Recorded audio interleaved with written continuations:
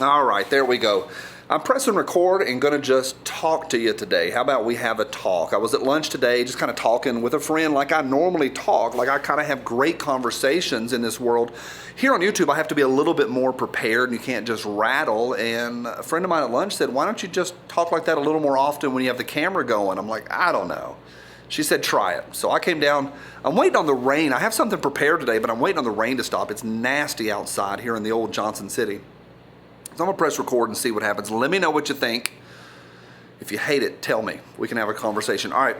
I think if you ask the average Dem, the average left-winger, maybe even moving towards progressive, that far side, ask them, what do you think about the right wing? What do you think about those people, the gun nuts, the ones that are clinging to their Bibles and clinging to their guns? And they'll say, like, they would be very open and say, like, oh, they're trying, they're just a bunch of activists and they're a bunch of right-wing extremists that are trying to strip away women's rights towards reproductive health.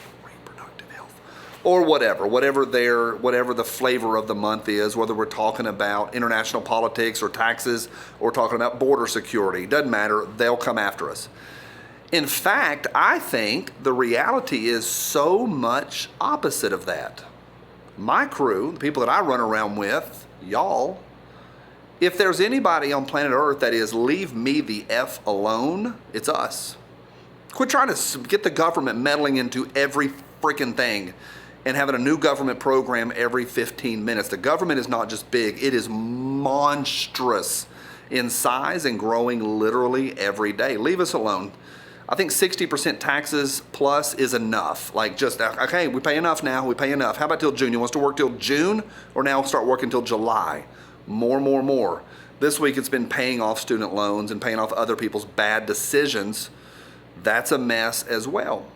I think if anything, we're just leave us alone. Like just how about you just stop trying to groom children in kindergarten and have teachers be activists, etc., etc. Just leave us alone. That would be enough for me. Just stop. Leave us alone. The days of Andy Griffith may be gone, but I would like to not keep coming after the last vestiges of the America that I knew as a child. There's a big group out there that are really organized, funded by Bloomberg and funded by Soros. That's not one group, but I'm lumping them together. They're really good at it. One of those guys saw a soft spot in Virginia not that long ago, a few years ago, and said, I can get a senator in there. And he took a dude, a very well-spoken dude, out of New York State, moved him, his wife, his kids, moved everybody to Virginia, shook all the right hands, got him in place, found the soft spot. He got citizenship or statehood, whatever it's called. And 2 years later, he was a senator there, and that's how, state senator, and that's how the nonsense got started in Virginia 3-4 years ago, all funded by Bloomberg. They're very organized. They have multiple, from the Giffords Research Institute to Everytown to Moms Against. They're really well funded and really organized. And I've had people come to me and they say, Johnny, we don't have a parallel to that. And we don't. We don't have on our side any sort of parallel that's, I don't know, we have the FPC. The FPC is a trailer fire in a lot of ways, a dumpster fire in a lot of ways. They're struggling. They're struggling right now, my opinion. GOA's been killing it lately. They really have. NRA is not even worth having a discussion. So we have a few things, but we don't have an organized, well-funded parallel. But that's a problem right there, isn't it? What we do have doesn't parallel to it. We have armies of people like y'all that are at water coolers and sitting around with your friends having great conversations like we're having right now, that are training your sons to be men and your daughters to be women, and that are clinging to the last vestiges of this great country, and you think it's fantastic. One of the great things about the U.S., because right now, I'm telling you right now, you are getting to the point we can't say anything. They moved the goalpost. A few months ago, they started moving the goalpost where it's not just if you take actions against the government. Now it's if you say something or have language that can be considered extremist. Now they're moving it to the thought police. That's verifiable. This is what they do in Cuba, North Korea, and China, and Russia. You can't say anything against the government. And we're to the point where that's what the founding fathers started with. Go to the First Amendment. freedom to say whatever you want about the government. And oh, Second Amendment, take up arms against the government. Second Amendment's not about hunting. Sorry, it's not. It's about preserving liberty. When you take that away, we cease to be. You may call it America, but it's gone. One of the cool things is that they don't ever do it. Every now and then they do. Every now and then they do. But overall, the Supreme Court doesn't really talk about, look at the Second Amendment. They get hundreds and hundreds of cases presented to them every year, but they only open up and look at a few dozen. They looked at one a few months ago. A lot of folks don't know this. Y'all do. It was the biggest W we had with the Second Amendment in the last almost 22 years. It's a good one. Really, really good one. When they look at it, it is lock tight.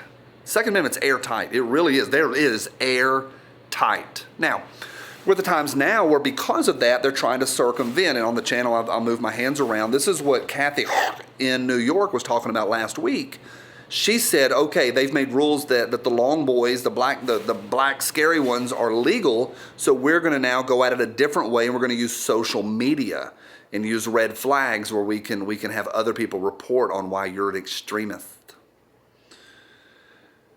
Friend of mine would say this, and we smoke cigars sometimes, and I can just see him with it in his mouth going, you know, and I agree with him. He's like, I don't think crazy people need to own guns.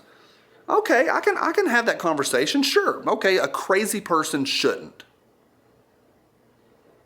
But that's where it ends for me. Because who gets to decide where that line is? And if it starts or ends with the government deciding that, nah, I'm done. I'm out. Somebody who has mental, deep stuff they're dealing with, okay, we can have that conversation about the practicalities of selling them a handgun, sure. And by the way, don't take my words out of context on this one. All I'm saying is if it even has a hint of the government deciding that line, where that line is, I'm out. I'm totally out. The left only thinks like that. So where am I at today, and how did this get started? One of those organizations that's super organized is Everytown. Who are they funded by? Soros or Bloomberg? One of them. I think Soros. I'm probably wrong. I don't know. It's your chance to correct me below. See yesterday's video for more on correcting each other. Everytown posted a new job description. One of y'all showed it to me this morning. They are wanting a fellow, a researching fellow for researching extremists. What are they going to do with that data? What are they aiming for? What's the end goal?